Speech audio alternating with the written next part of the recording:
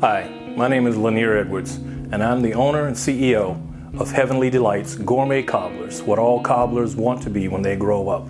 I've been in business for, this year will be 15 years, since 2004. We're a unique cobbler. We're different from a traditional cobbler. The first and most obvious thing is, unless you request it, not have nuts on it, we put nuts on all of our crusts. We have peach with pecans on the crust, apple with walnuts, caramel apple with walnuts, blueberry with almonds, blackberry with almonds, pineapple coconut with almonds, pear with almonds, and our hottest new flavor, sweet potato peach. We took a sweet potato pie and a peach cobbler and put them together. And we had that with pecans or without pecans. The crust, the second thing is the crust itself. The crust is completely different from a traditional cobbler. And according to everyone that ever tastes it, much better tasting than a traditional cobbler. You know, if you want to order or get some Heavenly Delights Gourmet Cobblers, what all cobblers want to be when they grow up, there's several different ways. We do pop-up locations all over the city. We go as far as from Los Angeles all the way out to Oxnard, to the Valley. We do pop-ups all over, and we do farmers markets. We have about 15 farmers markets that we're doing currently. From there, and then we also do a lot of events. Like one of the biggest events, or actually the biggest event that we do, is the Taste of Soul, which is a food event every year in Los Angeles, held in, I think, the second or third week in October. We're talking 350,000 people. They block off Crenshaw Boulevard for roughly a mile. And it is shoulder to shoulder people. And whenever we do it, there are several other cobbler vendors out there. But on top of the fact that ours just tastes better, the other thing that sets us apart from all of the other cobbler vendors, we don't pre-bake ours. We bring our big stove out there. We nicknamed her Big Bertha. She's about 2,000 pounds, a big commercial oven. Bring it out, hook it up to propane. We bake them fresh right there on the location, prepare them and everything, bake them fresh right there on the location, and then serve them piping hot with ice cream.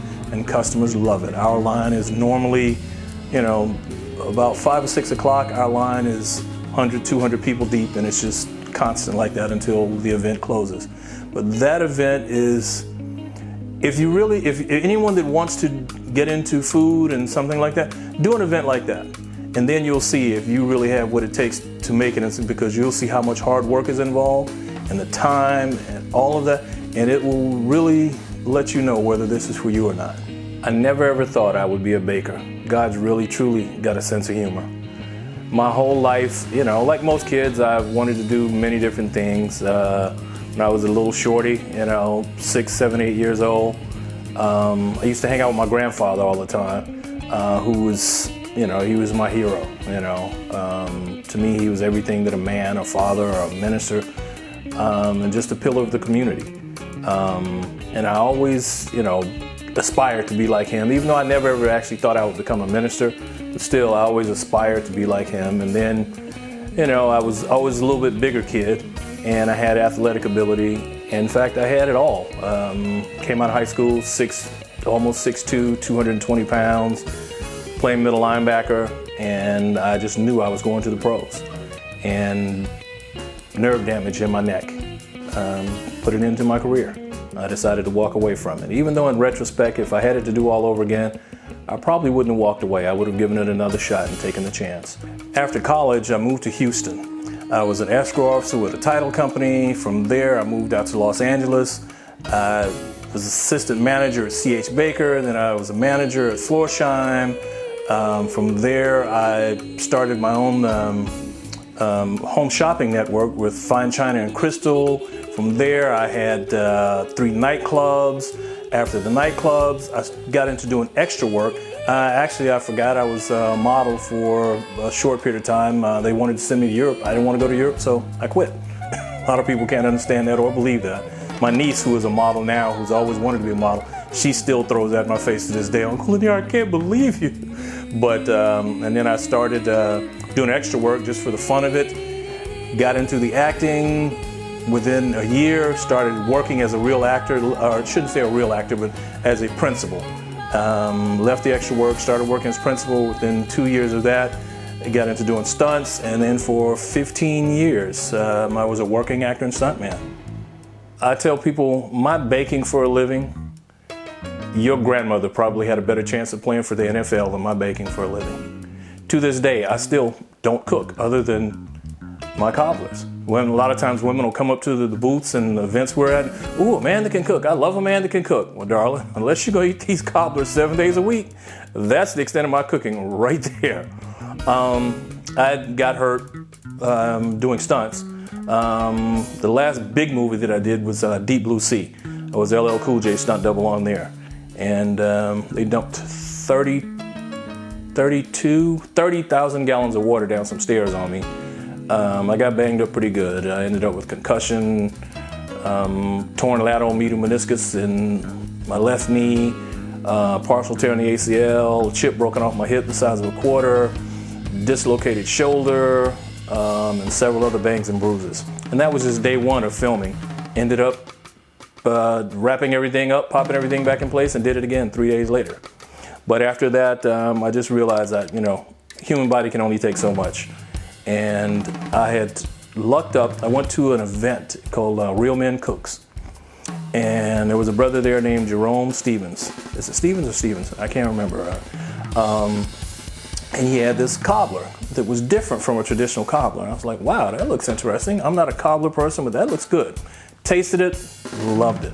So I would order it from him whenever I had the parties or functions, and he was like, dude, let me teach you how to make it. I was like, dude, I don't cook, don't want to learn how to cook, let me just pay you.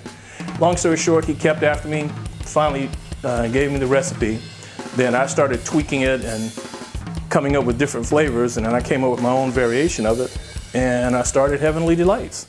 And that's why I tell people, God's got a sense of humor, because my baking for a living, couldn't think of anything. I probably had a better chance of being a mermaid. When I first started Heavenly Delights, I thought I saw the potential. Honestly, they say that God gives everyone a gift. And I realized probably in my 20s, my gift is not necessarily creation, it's innovation. I have the ability to see an opportunity where other people don't see opportunities. Let me say the gentleman who gave me the original recipe, he's a wonderful cook. He does tons of other things, but he didn't pursue the cobbler the way I did, because I saw the potential in it, because I saw how people reacted to the taste of it. And one Sunday I was sitting in church, and as clearly as God has ever spoken to me in my life, he said, Lanier, I've given you many gifts in life. Some you've utilized, some you have wasted. This is another gift for me. What are you going to do with it? And at that time, when I first started, I was thinking, I know God's not talking to me about baking for a living, because I just really don't cook. But I went to Hawaii for 8 days, meditated on it, came back, and fired my agent manager, started Heavenly Delights, and this is what I've been doing all these years now. Being the A-type personality that I am, a lot of times I had a girlfriend who used to always, she's big on mentors and stuff, and the Bible even talks about, the wisdom of a mentor or older people. Unfortunately for myself, I've been winging it most of my life, and trial and error and doing things on my own. Heavenly Delights is doing well. It's not where I envision it being. It's still in process, but my vision for Heavenly Delights is eventually to have a Heavenly Delight store on every street corner and village and hamlet in the world, just like Starbucks. So when you see the Heavenly Delights name on the stock ticker, buy you some Heavenly Delight stock, because we're going to be as big as Starbucks, because eventually we're going to have Heavenly Delights-Gourmet Cobblers and coffee, and we're actually going to have true gourmet coffee. One of the biggest mistakes, or one of the biggest misconceptions about running a business, especially a food company, is that it's easy. I work harder now than I have ever worked in my life. I've worked harder in the last 15 years than my whole life put together. I'm doing 10, 12, 14, 16, some days I've done events where I haven't slept for 48 hours straight. Once again, I think the biggest misconception about running a business, and I need people to understand, it's not easy. And when you work for yourself, that old adage, you work 3 times as hard for yourself as you do for anybody else, is so very true. You could not pay me to work this hard for somebody else. I just wouldn't do it. but because I love this and it's my passion, this company, it's like your child. And you take offense to it. Like, most people love it. But every once in a blue moon, I get somebody who doesn't, they're like, it's okay or whatever. And I am offended. Like, what?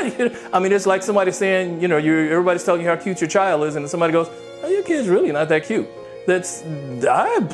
What? There's obviously something wrong with you. But you have to be passionate about it. You have to love what you're doing and being passionate about it. And if you're not, you're only going to work so hard, and then you're going to get tired and you're going to go off and find something else to do. So I think probably the one thing that I want people to really understand is it's a lot of hard work. You have to be passionate about it. And if you don't already have a built-in any form of capitalization, you have money. I mean, you have to have money to run the business. You have to live, you have to pay your bills. And without that, the business, I forget the exact numbers, but the vast majority of most small businesses fail simply because they're undercapitalized. Heavenly Delights Gourmet Cobblers. We're on our way to where we want to be. Like I say, our vision is for us to have a Heavenly Delights Gourmet Cobbler store on every street corner in every village and hamlet in the world. Right now, this year in 2019, we're looking at some locations to open up our very first location. We're looking to get into the airports. We've been trying to get into Disney, so if there's anybody out there that has any connections at Disneyland, we've been trying to get into Disneyland for the past 2 years.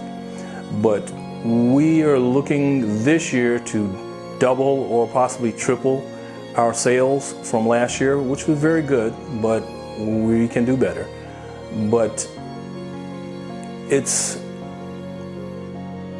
a long road, but we know we're going to get there. So just continue to look out for Heavenly Delights.